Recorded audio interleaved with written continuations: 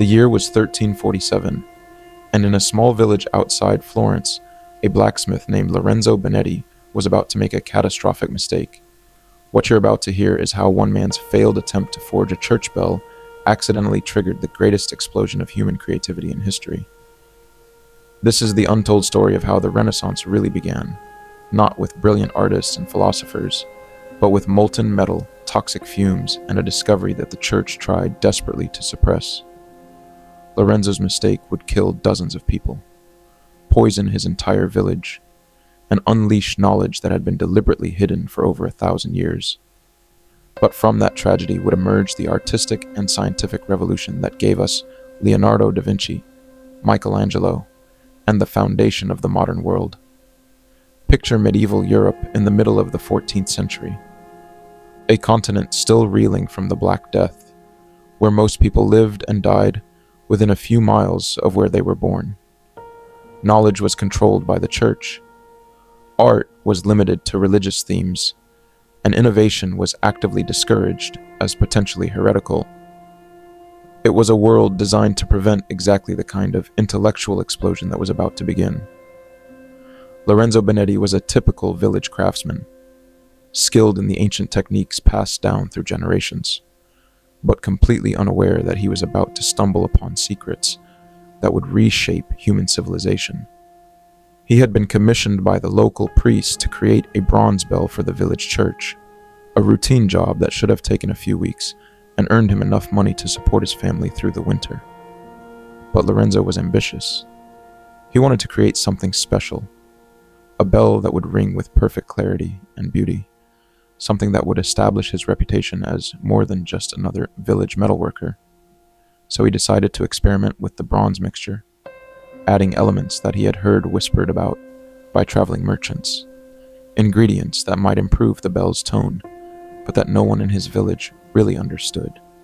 What Lorenzo didn't know was that one of these ingredients, a reddish powder that a Venetian trader had sold him as blessed earth from the Holy Land, was actually cinnabar, mercury sulfide that had been mined from ancient Roman sites near Jerusalem. This wasn't blessed earth at all. It was the remnant of sophisticated Roman chemical knowledge that had been lost for centuries. And it was about to revolutionize medieval metallurgy. When Lorenzo heated his bronze mixture in the village furnace, something unprecedented happened. The cinnabar broke down under the intense heat, releasing pure mercury vapor that mixed with the other metals in ways that medieval science couldn't explain. The result was a bronze alloy of extraordinary properties, harder than anything that had been created for generations, with a silvery sheen that seemed almost magical under candlelight. But the process also released toxic mercury fumes throughout the village. Within hours, people began falling ill with symptoms that no one understood. Hallucinations, tremors, and a strange euphoria that made some villagers claim they could see and hear things with supernatural clarity. The village priest declared it a demonic curse, but a few of the affected residents experienced something far more significant: enhanced perception and creativity that would change everything. Among those exposed to the mercury vapor was a young monk named Brother Francesco, a scribe who had been helping document the bell-making process for the church records. The mercury poisoning should have killed him, and indeed he suffered weeks of terrible illness. But when he recovered, something extraordinary had happened to his mind. He could see proportions and relationships in art and architecture that had been invisible to him before. Brother Francesco began creating illuminated manuscripts unlike anything that had been seen in medieval Europe. His drawings showed perfect mathematical proportions. His understanding of light and shadow was revolutionary, and his ability to capture human emotion in religious scenes was so advanced that other monks accused him of witchcraft. He had been given abilities that wouldn't normally develop for another century, and he had no idea why. The secret lay in what modern science would recognize as neuroplasticity enhancement. The mercury exposure had damaged some parts of Brother Francesco's brain, but it had also stimulated growth in areas responsible for visual processing and spatial reasoning. He had accidentally undergone a chemical transformation that enhanced his artistic capabilities, and his work began attracting attention from scholars and artists throughout Italy. Word of the strange events in Lorenzo's village reached the ears of wealthy Florentine merchants who were always seeking new technologies that could give them commercial advantages. They sent investigators to study the bell-making process, and when they discovered the unusual bronze alloy that Lorenzo had created, they realized they had found something potentially revolutionary. But the real breakthrough came when one of these investigators, a scholar named Antonio Grimaldi, began studying Brother Francesco's manuscripts. He recognized that the monk's artistic techniques represented a quantum leap beyond anything being produced in medieval Europe, and he became obsessed with understanding what had caused such dramatic improvement in human creative ability. Antonio's investigation led him to make connections that would reshape European intellectual life.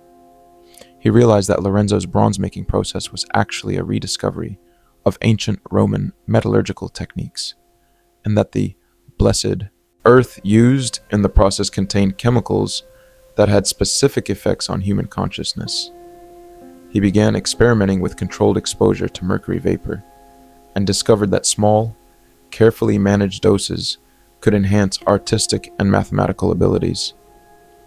This discovery coincided with another crucial development: the arrival in Florence of Byzantine scholars fleeing the fall of Constantinople. These refugees brought with them ancient Greek and Roman texts that had been preserved in Eastern libraries but lost to Western Europe for centuries. When Antonio shared his discoveries about consciousness enhancement with these scholars, they made a shocking connection. The ancient texts contained detailed descriptions of similar chemical processes used by Roman and Greek artists. The greatest sculptors and philosophers of the classical world hadn't just been naturally gifted. They had been using sophisticated chemical enhancement to boost their creative abilities. The Renaissance that followed wasn't just a rediscovery of classical knowledge, it was a rediscovery of classical methods for enhancing human potential. But this knowledge came with a terrible price. The same mercury compounds that enhanced artistic ability also caused madness and death when used improperly. Lorenzo himself died within 2 years of his discovery, his brain destroyed by mercury poisoning, and many of the early experimenters suffered similar fates. The path to enhanced creativity was littered with the bodies of those who hadn't understood the dangers. The Church's reaction to these discoveries was swift and brutal. Pope Nicholas V declared the chemical enhancement of artistic abilities to be demonic corruption of God-given talents. He ordered all records of the process to be destroyed and threatened excommunication for anyone caught experimenting with consciousness-altering substances. The official position was that true artistic inspiration came only from divine grace, not from human manipulation of natural processes. But the knowledge had already spread too far to be completely suppressed. Wealthy patrons in Florence, Venice, and other Italian city-states recognized the commercial and cultural value of enhanced artistic production. They began secretly funding research into safe methods of chemical enhancement, while publicly supporting the Church's condemnation of such practices. An underground network of alchemists and artists began developing safer techniques for achieving similar results. This clandestine research led to breakthroughs that extended far beyond artistic enhancement. Scholars studying the effects of various chemicals on human consciousness began making discoveries about anatomy, physiology, and natural philosophy that challenged fundamental medieval assumptions about how the world worked. The scientific revolution was beginning, hidden within research into artistic improvement. Leonardo da Vinci was among the first generation of artists to benefit from these discoveries. His notebooks contain coded references to chemical processes for awakening the inner eye and sharpening the mind's blade. Modern analysis of his hair has revealed mercury levels that suggest he was using controlled chemical enhancement throughout his career. His extraordinary abilities weren't just natural genius. They were the result of scientific methods that he helped develop and perfect. The same pattern can be seen in other Renaissance masters. Michelangelo's letters contain cryptic references to sacred vapors and the philosopher's breath. Raphael was known to study with alchemists who specialized in consciousness enhancement. Even Brunelleschi's revolutionary architectural achievements may have been aided by chemical methods that improved spatial reasoning and mathematical calculation. But perhaps the most significant impact was on the development of scientific thinking itself. The researchers studying consciousness enhancement were forced to develop experimental methods, systematic observation, and careful documentation of results. They were essentially inventing the scientific method as a tool for understanding how human consciousness could be chemically modified. The Renaissance wasn't just an artistic revolution, it was the birth of modern, empirical science. The cover-up of these discoveries had profound consequences for how we understand human potential. By suppressing knowledge of chemical consciousness enhancement, the Church created a myth that artistic genius was purely divine inspiration. This led to centuries of belief that creativity was a mysterious gift that couldn't be studied or improved, when in fact the greatest artists in history had been using sophisticated techniques to enhance their natural abilities. Modern neuroscience has begun to rediscover some of these principles. Research into neuroplasticity, cognitive enhancement, and the effects of various compounds on brain function has revealed that human consciousness is far more malleable than previously believed.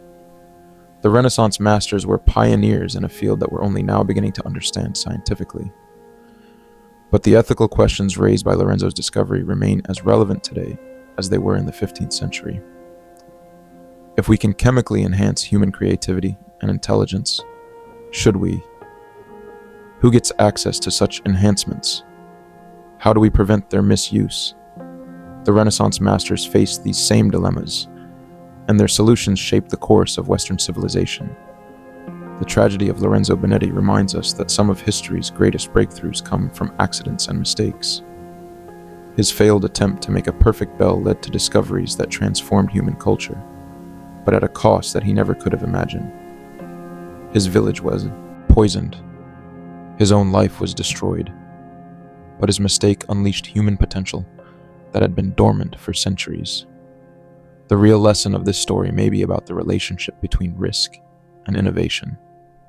The Renaissance happened because people were willing to experiment with dangerous knowledge to push the boundaries of what was considered safe or acceptable.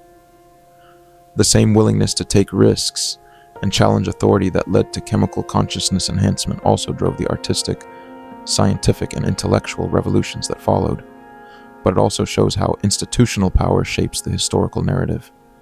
The Church's success in suppressing knowledge of chemical enhancement meant that for centuries, we believed Renaissance genius was purely natural. We were taught to worship individual brilliance while ignoring the sophisticated methods that made such brilliance possible. The real history was hidden because it challenged comfortable myths about human achievement. Today, as we face our own choices about cognitive enhancement, genetic modification, and artificial intelligence, Lorenzo's story offers both inspiration and warning. Human potential is far greater than most people realize, but unlocking that potential requires courage, wisdom, and acceptance of significant risks. The Renaissance masters changed the world because they were willing to experiment with forces they didn't fully understand. The next time you admire a masterpiece of Renaissance art, remember that you're looking at the product of chemical enhancement, illegal experimentation, and knowledge that powerful institutions tried to suppress. The beauty that emerged from that dangerous research reminds us that human creativity thrives when we're willing to challenge limits, even when the consequences are impossible to predict. If stories about hidden knowledge and the secret history of human achievement fascinate you, subscribe to The Gray Hour for more investigations into the discoveries that shaped our world. Because sometimes the most important breakthroughs come from the mistakes we're afraid to make.